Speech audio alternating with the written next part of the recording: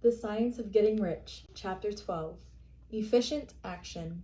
You must use your thought as directed in previous chapters and begin to do what you can do where you are, and you must do all that you can do where you are.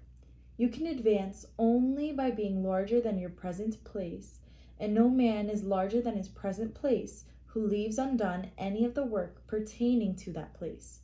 The world is advanced only by those who more than fill their present places. If no man quite filled his present place, you can see that there must be a going backward in everything. Those who do not quite fill their present places are dead weight upon society, government, commerce, and industry. They must be carried along by others at a great expense. The progress of the world is retarded only by those who do not fill the places they are holding. They belong to a former age and a lower stage or plane of life, and their tendency is toward degeneration. No society could advance if every man was smaller than his place. Social evolution is guided by the law of physical and mental evolution. In the animal world, evolution is caused by excess of life. When an organism has more life than can be expressed in the functions of its own plane, it develops the organs of a higher plane, and a new species is originated. There never would have been new species had there not been organisms which more than filled their places. The law is exactly the same for you. Your getting rich depends upon your applying this principle to your own affairs. Every day is either a successful day or a day of failure, and it is the successful days which get you what you want. If every day is a failure, you can never get rich, while if every day is a success, you cannot fail to get rich. If there is something that may be done today and you do not do it, you have failed in so far as that thing is concerned, and the consequences may be more disastrous than you imagine. You cannot foresee the result of even the most trivial act. You do not know the workings of all the forces that have been set moving in your behalf. Much may be depending on your doing some simple act. It may be the very thing which is to open the door of opportunity to very great possibilities. You can never know all the combinations which supreme intelligence is making for you in the world of things and of human affairs. Your neglect or failure to do some small thing may cause a long delay in getting what you want. Do every day all that can be done that day. There is, however, a limitation or qualification of the above that you must take into account. You are not to overwork, nor to rush blindly into your business in the effort to do the greatest possible number of things in the shortest possible time. You are not to try to do tomorrow's work today, nor to do a week's work in a day. It is really not the number of things you do, but the efficiency of each separate action that counts. Every act is, in itself, either a failure or a success. Every act is in itself either effective or inefficient. Every inefficient act is a failure, and if you spend your life in doing inefficient acts, your whole life will be a failure. The more things you do, the worse for you, if all your acts are inefficient ones. On the other hand, every efficient act is a success in itself, and if every act of your life is an efficient one, your whole life must be a success. The cause of failure is doing too many things in an inefficient manner and not doing enough things in an efficient manner. You will see that it is a self-evident proposition that if you do not do any efficient acts, and if you do a sufficient number of efficient acts, you will become rich.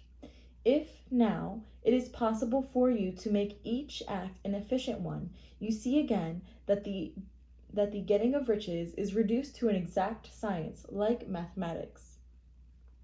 The matter turns then on the question whether you can make each separate act a success in itself, and this you can certainly do. You can make each act a success because all power is working with you and all power cannot fail. Power is at your service, and to make each act efficient, you have only to put power into it. Every action is either strong or weak, and when everyone is strong, you are acting in the certain way which will make you rich.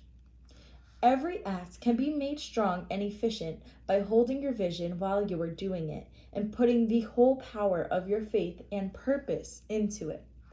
It is at this point that the people fail who separate mental power from personal action. They use the power of mind in one place and at one time, and they act in another place and at another time. So their acts are not successful in themselves. Too many of them are inefficient.